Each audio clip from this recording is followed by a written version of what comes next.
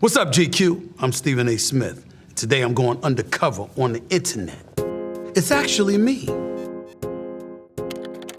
Cora, what are the odds that Stephen A. Smith starts yelling within 90 seconds of his show opening? Well, damn it, that depends on my mood. If somebody's getting on my damn nerves, yeah, I might say something. I might be sarcastic. I might be a little hostile. I might yell. Or I might get mellow and calm. Or I might sound a bit aloof and dismissive because you don't mean a damn thing to me. It depends on what mood I'm in.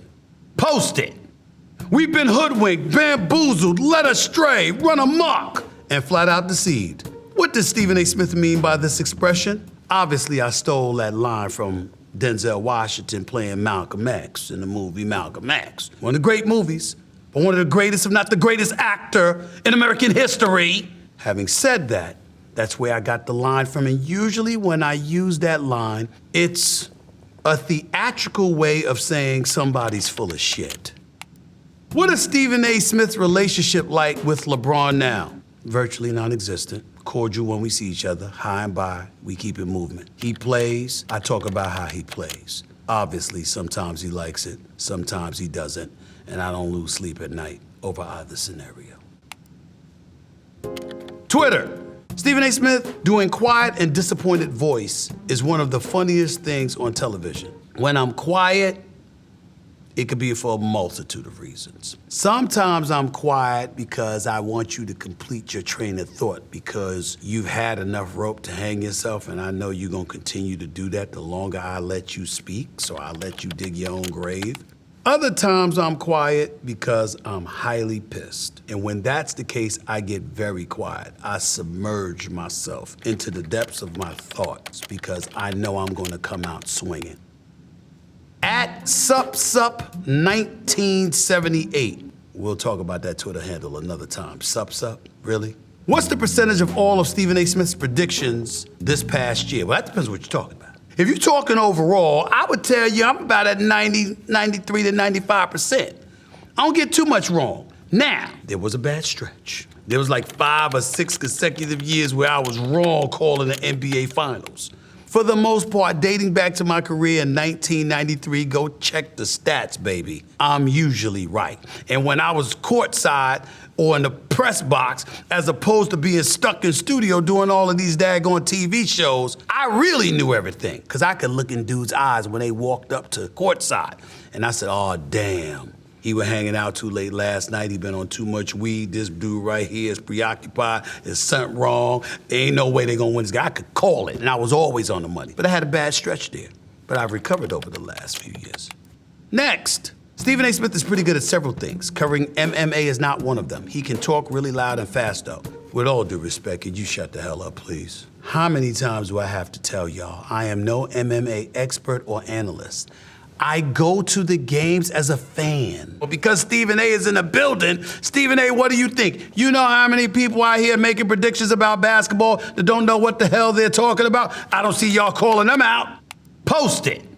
Wikipedia. On his radio program, Smith correctly predicted that LeBron James, Dwayne Wade, and Chris Bosh would all sign with the Miami Heat during the 2010 free agency. Yes, I did. And I wasn't even at ESPN, I was at Fox Sports Radio. And I got wind that this mega collaboration was going to take place. Biggest off-season move of this century, by the way. And LeBron James was taking his talents to South Beach. And what I remember most about that is that everybody thought I was wrong.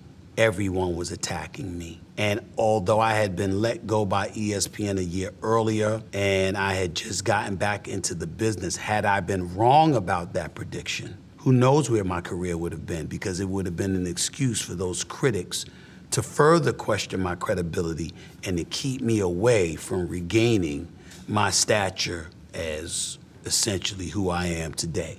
So, thank you, LeBron James, for proving me right. Much appreciated, bro.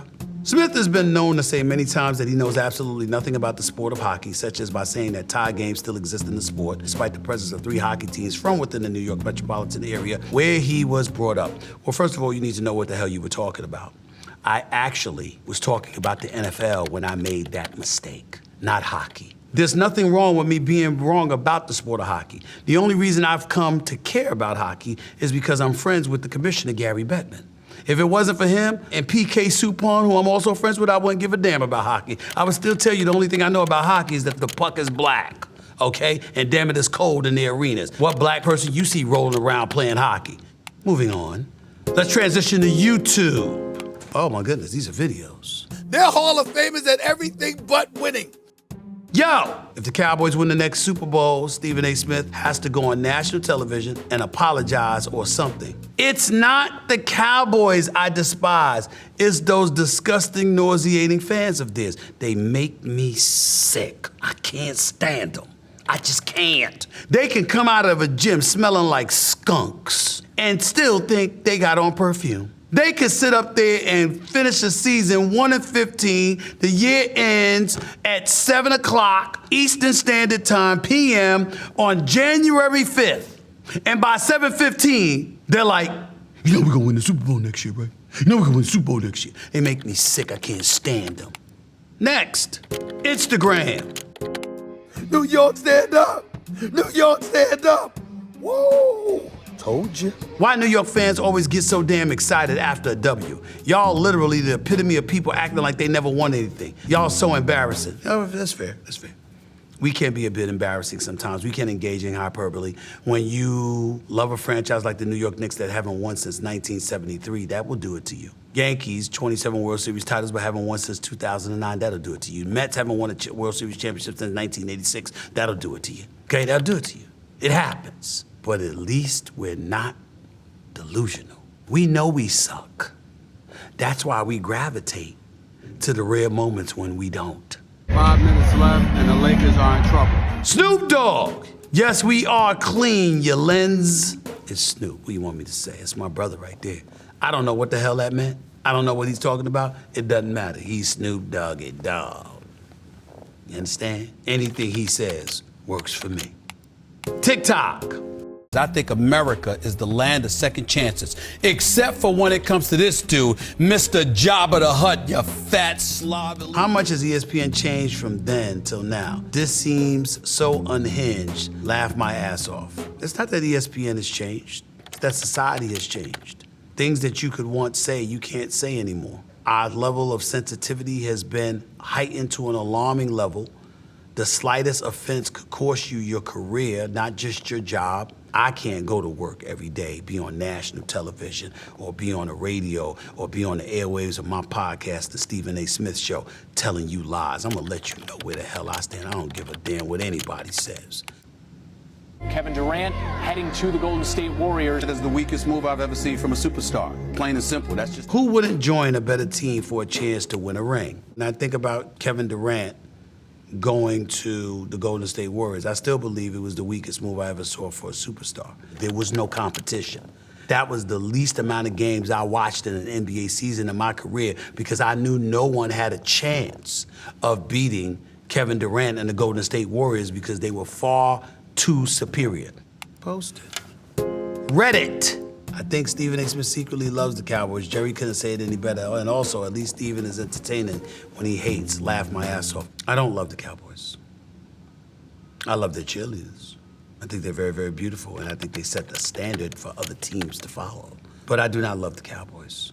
I don't love their uniforms. I don't love their coach. I don't love their players. I don't love their playbook. I don't love their resume. I don't love a lot of things about the Cowboys. I do love Jerry Jones, though. But all of this other stuff, nah. It's not true.